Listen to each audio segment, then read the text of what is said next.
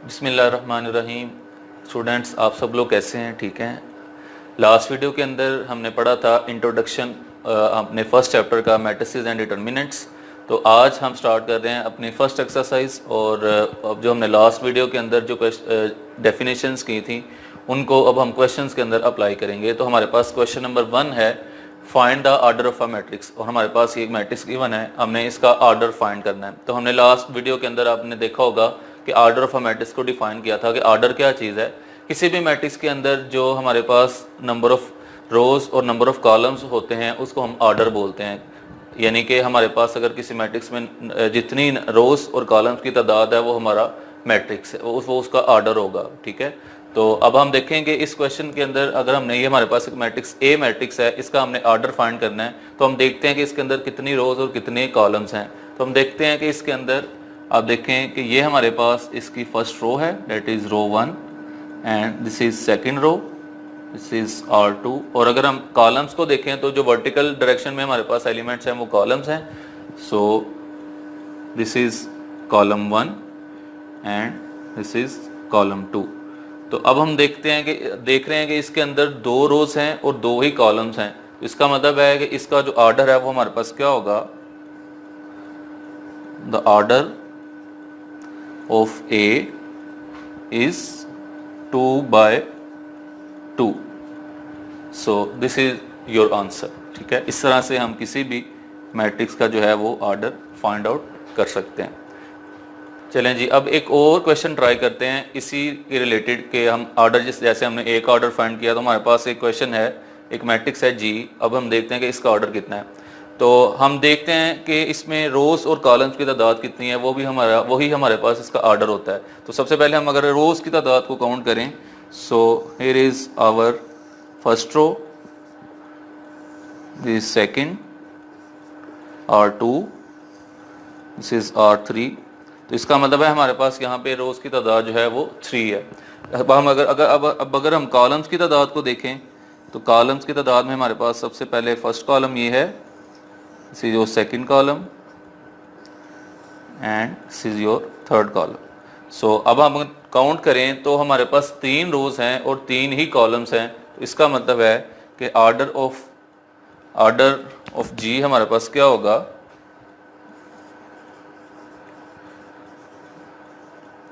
Is 3/3। So very simple, बहुत easy है, इसमें कोई मुश्किल नहीं है। हम किसी भी मैट्रिक्स का ऑर्डर जो है वो इस तरीके से फाइंड आउट कर सकते हैं। इसके बाद जो आपके एक्सरसाइज में जो क्वेश्चंस दिए हैं इसी मेथड से आप उनको खुद सॉल्व कर सकते हैं। और अगर आपको किसी भी प्रॉब्लम के अंदर, किसी भी क्वेश्चन के अंदर कोई प्रॉब्लम आ रही हो या आपको मुश्किल पेश आ रही हो तो आप कमेंट में इसको लिख सकते हैं। तो हम कमेंट से आपको देख के आपकी प्रॉब्लम्स को सॉल्व करेंगे।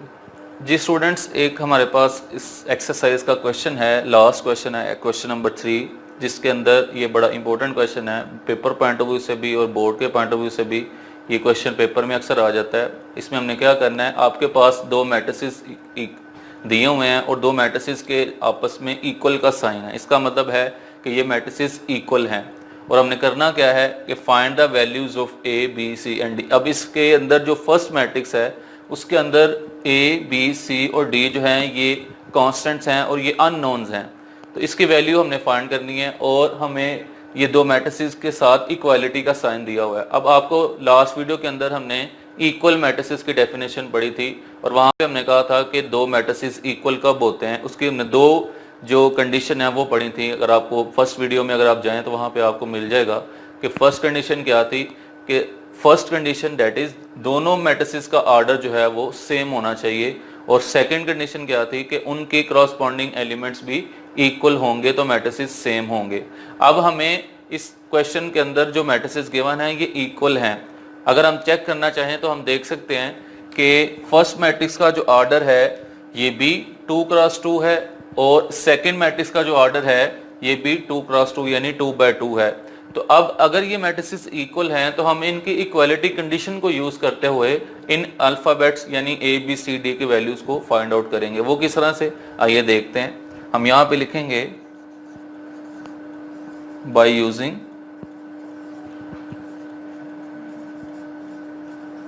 इक्वालिटी कंडीशन डेट इज, अब हम देखें कि जब हम क्रॉसपॉन्डिंग एलिमेंट्स को इक्वेट करेंगे तो हमारे पास इस मैट्रिक्स का जो फर्स्ट एलिमेंट है वो है a प्लस सी, और इस मैट्रिक्स का जो फर्स्ट एलिमेंट है वो है 0। तो इक्वालिटी कंडीशन ये कहती है कि जब दो मैट्रिसेस इक्वल होते हैं तो उनके क्रॉसपॉन्डिंग एलिमेंट्स भी इक्वल होते हैं। तो हम यहाँ पे लिखेंगे a plus C equal to 0। ठीक हो गया, इसको हम कह देते हैं this is our equation number 1। इसी तरह से अगर हम इसके सेकेंड एलिमेंट को देखें तो ये है a प्लस 2b, और इसके सेकेंड एलिमेंट को देखें तो ये है -7। तो यहाँ पे भी हम लिख सकते हैं a plus 2b is equal to -7, and this is our से equation number 2। And similar way में हम अगर इस एलिमेंट को देखें और इस एलिमेंट को देखें तो हमारे पास आएगा c minus 1 is equal to 3, and this is our equation number 3। And similarly जो लास्ट एलिमेंट बचेगा हमारे पास वो है 4d minus 6 is equal to 2d, and this is our equation number 4। ये हमारे पास 4 इक्वेशंस आ गई। अब हमने क्या करना है, इन 4 इक्वेशंस को सॉल्व करके a, b, c और d की वैल्यू को फाइंड करना है। जस्ट हमारा अब ये काम रह गया। तो हमें पता है कि इक्वेशंस को किस तरह से सॉल्व किया जाता है। तो अगर हम देखें तो हमारे पास जो इक्वेशन नंबर 3 है, फ्रॉम इक्वेशन 3 से हमारे पास है c minus 1 is equal to 3। अब यहां से हम c की वैल्यू इजीली फाइंड आउट कर सकते हैं। इस तरह से अगर हम इस -1 को इक्वेशन के इस तरफ लेके जाएंगे तो ये प्लस का हो जाएगा, c is equal to 3 plus 1, so 3 plus 1 is equal to 4, so we got the value of c। ये हमारे पास फर्स्ट अल्फाबेट की वैल्यू आ गई। अब हम इस वैल्यू को यूज करके बाकी अल्फाबेट्स की वैल्यू को भी फाइंड आउट कर सकते हैं। किस तरह से, अगर अब ये वैल्यू पुट करें आप इक्वेशन नंबर 1 में, put this value in equation 1, we get a plus c is equal to 0 and we have a plus 4 is equal to 0, because हमने क्या किया, c की वैल्यू जो 4 है वो इक्वेशन 1 में पुट कर दे। तो अब यहाँ से अब ये जो +4 है अगर हम इसी को इक्वेशन के इस साइड पर शिफ्ट करेंगे तो इसका साइन चेंज हो जाएगा, ये -4 बन जाएगा। तो a की वैल्यू क्या आ जाएगी, -4। So this is our second value. अब हमारे पास c की वैल्यू भी आ गई है और a की वैल्यू भी आ गई। अब 2 वैल्यूज बची हैं b और d की। अब अगर हम देखें तो हमारे पास जो इक्वेशन 2 है उसमें a plus 2b is equal to -7 है। तो हमारे पास a की वैल्यू मौजूद है। तो अगर हम इस a की वैल्यू को इक्वेशन 2 में पुट करें तो हम b की वैल्यू फाइंड कर सकते हैं। तो हम यहाँ पे लिखेंगे put in equation number 2। So equation 2 क्या है, a plus 2b is equal to -7. So a क्या है, a is what, a is -4 plus 2b is equal to -7। अब यहाँ से हम b कैसे फाइंड करेंगे, ये जो -4 है अगर हम इस इक्वेशन इसको इस साइड पर शिफ्ट करेंगे इसका साइन चेंज हो जाएगा, date is +4। 2b is equal to -7 plus 4, we get 2b is equal to -3। अब यहाँ से अब अगर हमने b फाइंड करना है तो ये जो 2 है ये इसके साथ मल्टीप्लाई हो रहा है। तो जब हम इसको 2 को इस इक्वेशन के सेकंड साइड पर शिफ्ट करेंगे तो ये डिवाइड हो जाएगा। तो इसका मतलब है कि b हमारे पास क्या बनेगा, -3/2। So we get the value of b। हमारे पास b का आंसर भी आ गया। अब एक लास्ट वैल्यू बची है, डेट इज d। और हमारे पास इक्वेशन 3 इक्वेशन यूज हो चुकी हैं, 4 इक्वेशन बची है। हम इक्वेशन 4 को यूज करेंगे। From equation 4 we have 4d minus 6 is equal to 2d। यहां से हमने d कैसे फाइंड करना है, हम d की वैल्यू को एक साइड पे शिफ्ट कर देंगे और जो d के विदाउट वैल्यू है उसको इक्वेशन के एक साइड पे शिफ्ट कर देंगे। अगर हम 2d को इस साइड पे शिफ्ट करेंगे तो इसका साइन चेंज होके -2d हो जाएगा, और अगर -6 को इस साइड पे शिफ्ट करेंगे तो ये प्लस में कन्वर्ट हो जाएगा। इस तरह से देखते हैं, 4d minus 2d is equal to 6।